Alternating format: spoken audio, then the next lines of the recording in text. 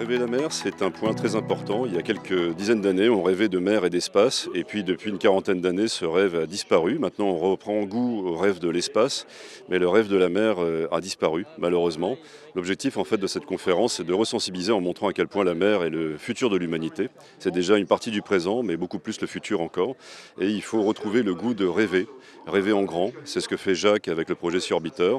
C'est ce que l'on fait, nous, avec Platypus, mais également tout un ensemble d'entrepreneurs et d'innovateurs français notamment, des bateaux qui volent sur l'eau comme Sea Bubble, des bateaux qui coulent sous l'eau comme le Platypus.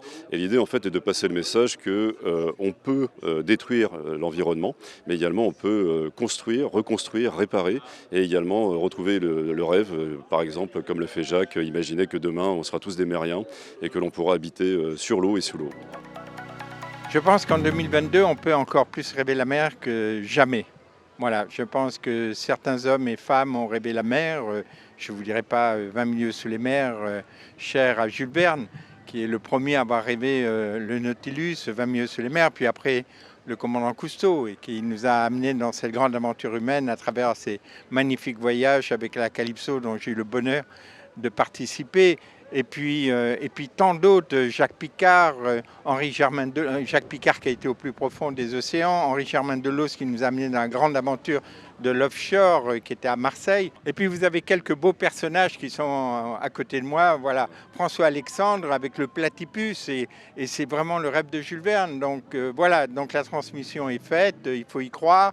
C'est des beaux moments que nous vivons par rapport à ce qu'on voit ici dans les nauticales. Bien sûr, il faut être lucide sur ce qu'on a fait, sur la dégradation.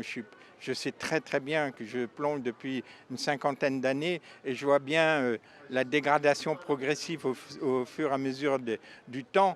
Mais il reste encore de beaux endroits, aller à Port-Cros, aller dans différents coins du littoral méditerranéen.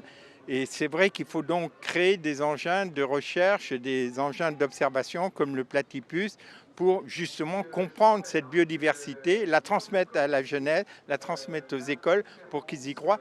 Et puis voir aussi, c'est vrai, la dégradation qu'on a pu faire du littoral de certains endroits et de voir comment on peut réhabiliter ces zones qui ont été polluées. Soyons, comment dirais-je, humbles par rapport à la nature et essayons de composer avec la nature, de la respecter et de continuer toutes ces grandes aventures humaines sous la mer, sur la mer, dans l'espace, dans les airs, dans les montagnes, parce qu'il y a de très belles choses et je crois que la jeunesse s'est vraiment engagée par rapport à ces grands enjeux de demain, c'est-à-dire développer la science, développer les technologies pour bien vivre pour l'ensemble de l'humanité.